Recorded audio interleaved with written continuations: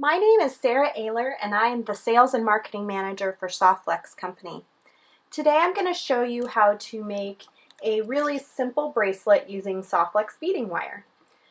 Normally I would use a medium diameter or heavy diameter for a bracelet. Bracelets get a lot of wear and tear as they roll up and down your arm.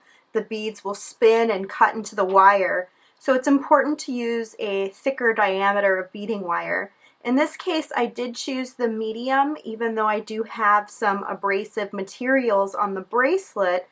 I really wanted to use the purple color of beading wire underneath these amethyst beads. Just like when you buy a strand of amethyst, they're strung on a purple thread. It'll bring out the color of the bead and just brighten it a little bit.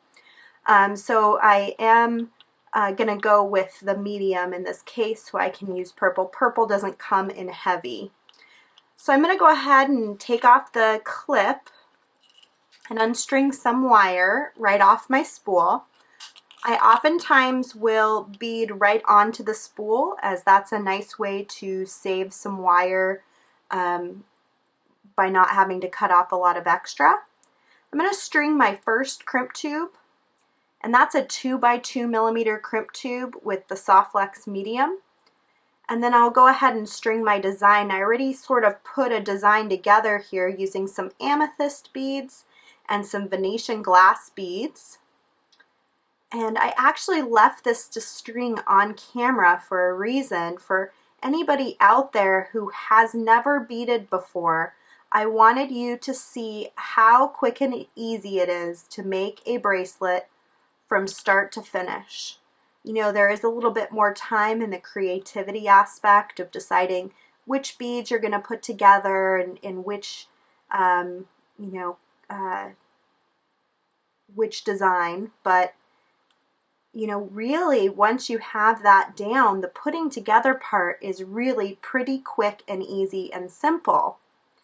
And that's one of my favorite parts about beading. I am a busy mom of two that are 2 and under, so I don't have a lot of extra time to do art that isn't kid-friendly, but I do have time to do beading.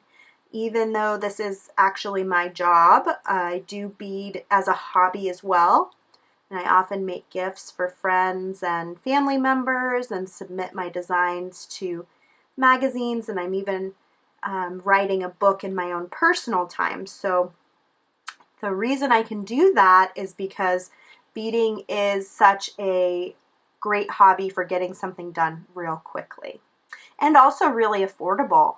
You know, a lot of hobbies, you have a big startup cost and a lot of tools and materials, but with beading, really, you just need a few basic things to get started. Clasps or ear wires, crimps, crimp covers, some beads, some beading wire, and, you know, a couple of tools, but not a lot of stuff to get started. Okay, so now that I've got my full design strung, I'm going to go ahead and put on my second crimp tube. And again, I'm using a 2x2 crimp tube. This is a Soft Flex crimp tube, which means that it's a little thicker and stronger than some that are out there. It's also seamless. It's one solid tube. It is important to always use good quality crimps. Even though they're tiny, they are mighty. They hold much of the design together. So you want to make sure that you're using a good quality product. Okay, so I've got my crimp. I went through half my clasp. Now I'm going to string back into my crimp, and I'm just going to gently pull it down. You want to leave enough space where this attaches that the clasp can actually move around and have a little bit of flexibility. I'm going to straighten out the wires inside the crimp tube to the best of my ability, not because it's going to hold better, but because this will give me a nice, straight, clean connection to my clasp. The crimping pliers have 2 holes. The back hole, or this hole on the right side, has a tooth. The front hole, or the hole on the left side, is completely round. I'm going to use the tooth first to just gently compress a divot into my crimp tube. And then what I'll do is turn that on its side into the rounder, and I will gently compress again.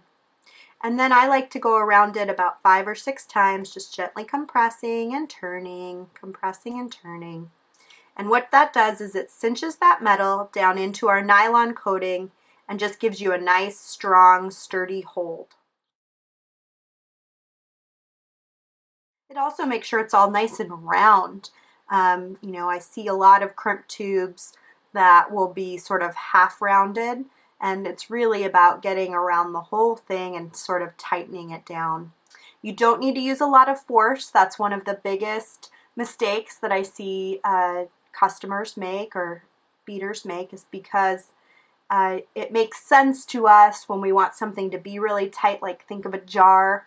We're going to really tighten it down, you know, using a lot of force. In this case, we're working with a really soft metal. So when you try to use the crimping pliers with too much force, you're actually going to be kind of tearing down that thin wall of metal. So you want to use just gentle compressions and think about it as molding the crimp rather than, you know, tightening it. I'm going to take my cutters and I'll just slide right in next to the crimp, trim that excess wire, and then I can push my beads down from my spool all the way down through my bracelet, and now I can go ahead and clip off of my spool. This is a really nice way to make sure that you don't use or lose any excess wire, because then you end up just having to really trim an excess amount from one side of the design.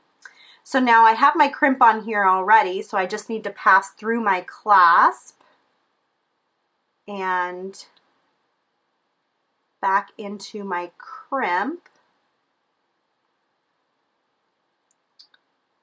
And again, I want to kind of pull that down so that it looks similar to the other side. It's not quite there. You also want to leave a little bit of room between your last bead and the crimp. And by a little bit of room, I mean, you know, a couple millimeters, not a lot of space, but a little bit of space will give the design some flexibility. You also have to consider, if you're going to add crimp covers, which I am, that those are going to take up some room too on either side of the crimp. So I want to make sure I leave enough space that I'm not going to add those crimp covers and then all of a sudden it's going to be super tight. So you want your design to feel flexible. You know, the idea of Soft Flex is that it's strong, it's stainless steel, but it's also very flexible like a thread or cord. Okay, so I think that's enough room, and comparing these two sides, I feel confident that each connector looks similar. So I'm going to go ahead and crimp this. Again, I want my wires to be just about side by side if I can. And I'm going to compress and turn and compress again with my rounder. And I'll just go around it a few times, tightening it all down. When I feel good about that, I can go ahead and cut off my extra wire, and then we'll just add some crimp covers here at the end. So a crimp cover is this guy here. It's basically like an open-faced bead, and it'll slide over the top of my crimp tube, and then I'll close it down and it'll look like a little metal bead on the end. So lots of people use different types of tools to apply their crimp covers. I prefer a chain nose plier. I know lots of people that use the rounder in their crimping pliers, so you can give both of those a try. I like to hold the crimp tube facing into my hand, and then I grab on with my chain nose pliers. And I find that this is an easy way for me to have good control over that crimp cover. Now I know this is the front of my design, you know, the front of my clasp, so I'm going to actually slide the crimp cover over so that the back is going to be on the back side of the clasp. I closed it down, but I want to actually tuck in the two ends, and that'll keep it from slipping or sliding around.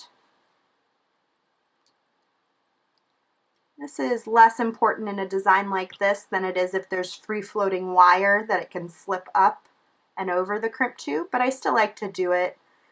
Maybe it's just one of those habits. And I'm going to do the same thing on the other side. I'm going to take my crimp cover and slide it over the top of my crimp tube.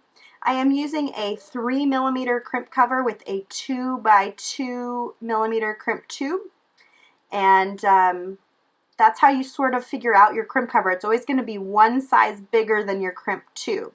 So if you're using a 3x3mm crimp tube, you're going to use a 4mm crimp cover. And I'm using 2x2s today, so I'm going to use a 3mm crimp cover. And I'm just going to fold that in. It's nice and tight. And then I have my basic bracelet. Now, by all means, you could use our basic satin silver to make a design like this, or you can use any of our fun colors. We've got golds and silvers and purples and reds, and you know, change out the beads to whatever you desire in the class, but it's the basic, this is the basic tutorial for how to make a bracelet using Soft Flex beading wire.